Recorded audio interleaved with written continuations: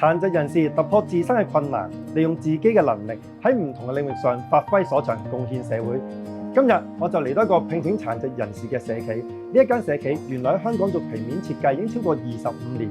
等我同佢哋傾下偈，睇下佢哋點樣發揮自己嘅創意，喺職場上一展所長，令大家更加了解殘疾人士嘅多元才能。你好啊，寶文，我想問下你咧，平時喺工作係做啲乜嘢㗎？同埋你有冇咧邊個 project 係覺得咧比較特別㗎？Terry 你好啊，咁我平時嘅工作主要係負責平面設計啦。同時首先就會出去同個客戶了解下個客戶有咩要求，咁然之後翻嚟咧就同我講翻嗰個設計嘅方向，我就會按個客嘅要求咁啊作出修改啦，咁啊直至改到個客滿意為止咯。最後定實咗個設計之後咧，咁我嘅工作就算係完成㗎啦。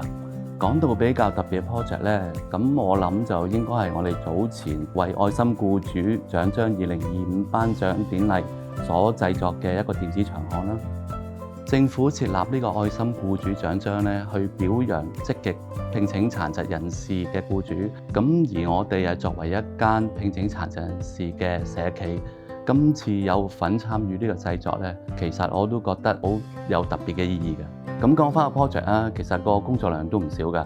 咁包括咗我哋要收集超過200個得獎者嘅心聲啦，之後仲會有一大量嘅掃描啦同埋執相嘅工作。跟住做設計同排版啦，之後就核實內容，仲要喺2個星期內完成喎，真係一環扣一環㗎。邊一部分咧稍為遲咗，後邊嘅同事咧就會做唔到嘢啦。咁而家講翻起咧，我都覺得哇，完成到任務，其實我哋都幾叻㗎。聽落都覺得你哋好犀利啊！其實咧，我自己都係做創作嘅，知道咧做平面設計咧，除咗咧睇創意，仲要識得同客人溝通喎。要了解同埋達到佢哋要求咧，真係啲唔簡單㗎。係啊，你講得啱啊！所以我哋同其他同行一樣，如果趕起工作上嚟咧，都需要 OT 嘅。咁有時做到好夜，試過都要搭的士翻屋企㗎。冇錯啊！做我哋設計呢一行咧，開 OT 真係好平常啊。長時間咧 office 嗰度咧，工作環境咧真係好重要嘅。我見你哋咧嘅通道咧都比較闊，同埋台咧都經過調節過喎。點解會有咁嘅安排嘅？係啊，因為我哋需要坐輪椅嘅關係啦，咁個通道闊啲咧係會方便我哋出入嘅。咁加埋個工作台調校翻去適當嘅高度，咁我成部輪椅就可以好順利咁樣爬入去啦。就連洗手間都係無障礙嘅設計嚟嘅。咁樣嘅安排就可以等我專心咁樣去工作啦。果然係愛心僱主，可以因應同事唔同嘅需要，有合適嘅安排。係啊，其實只需要喺工作地方作出少少嘅改裝咧，咁我哋就可以做到嘢啦。我哋個個都好熱愛工作㗎。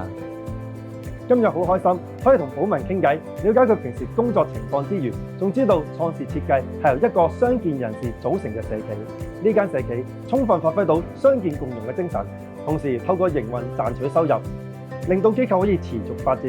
殘疾人士可以喺職場上發揮所長，賺取收入，自力更生。